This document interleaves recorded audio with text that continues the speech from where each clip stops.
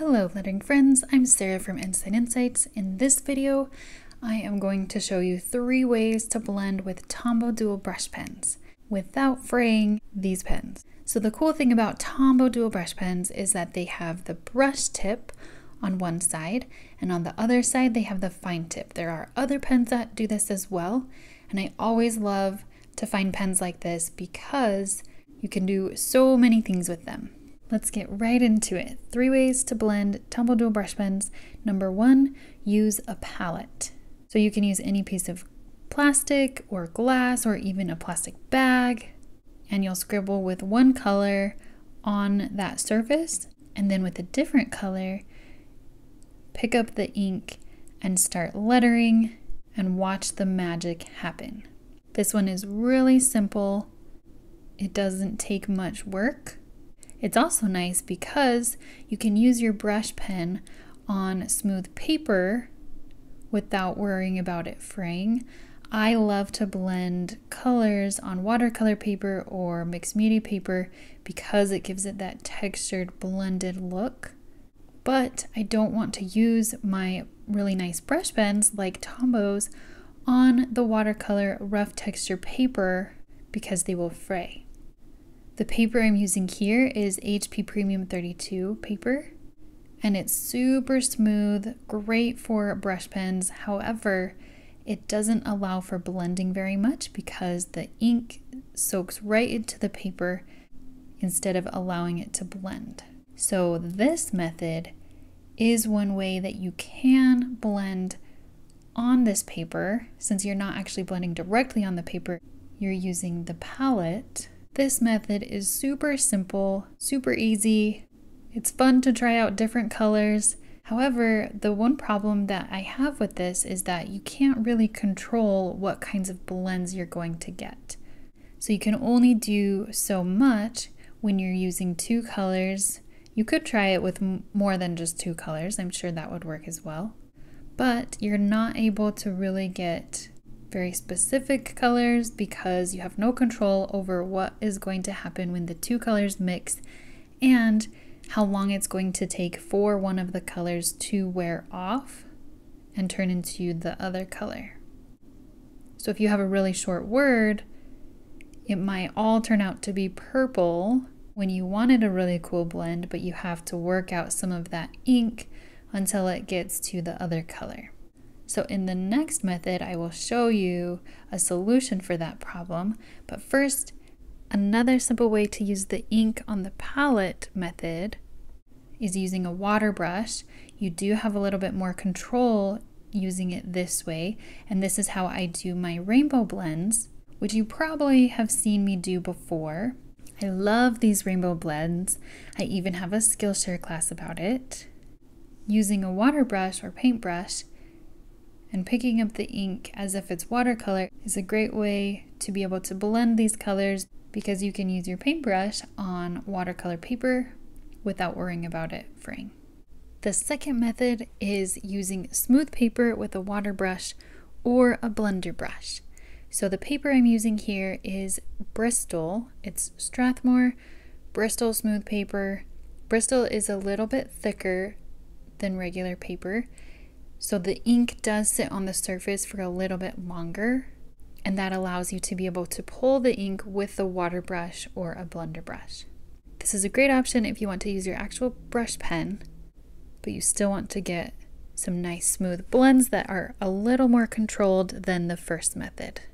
You can control which colors you're blending, how much you're mixing them together. The main problem I have with this one is that when you are doing the whole word connected, like I'm doing in Breathe, on this paper it dries really fast, and you don't want to let the watercolor dry because you will get really hard water lines, which you don't want in a smooth blend. So you can see in this one where I did get those hard lines because the ink will dry faster into this paper than if you're using watercolor or mixed media paper. So to solve that problem, it brings me to the next method, which is my very favorite. Number 3, use faux calligraphy. If you don't know what faux calligraphy is, I will link to my tutorial video that explains it, but basically you're going to use the fine tip of the Tombow dual brush pen, and in faux calligraphy you are lettering a word and then adding the down strokes after, and you're going to leave the down strokes open, and then inside is where you're going to blend using the fine tip, and then come in with the water brush and blend it out. This way you can use any paper that blends well. I'm using mixed media paper here. It's a little bit smoother than watercolor paper, but it still gives that textured blend look. It's very vibrant because you are adding the ink directly to the paper. And even though your word is connected, you're still only working in small sections of each letter, so you don't have to worry about the whole thing staying wet before you're done. I love using this method with a rainbow blend. It gives a really cool look for a rainbow word, and you probably have seen me do this before. I've done this a lot in my other videos. I will link to one of them below. What I'm really excited to share with you is some galaxy lettering with this method. It's a little bit trickier because it's not just a smooth ombre blend. You have to get the different chunks of colors, but it makes a really cool final word, especially if you love those watercolor galaxies.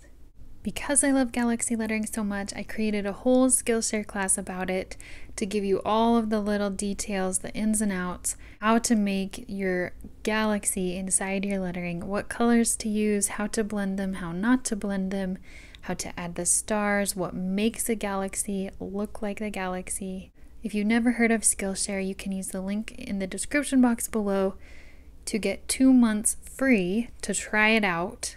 You can take this class and all of my other classes and hundreds of classes from other awesome creators. To learn a little bit more about my class, here is the intro video. Hello, I'm Sarah from Ensign Insights, and maybe you've seen the beautiful watercolor galaxies that are everywhere right now.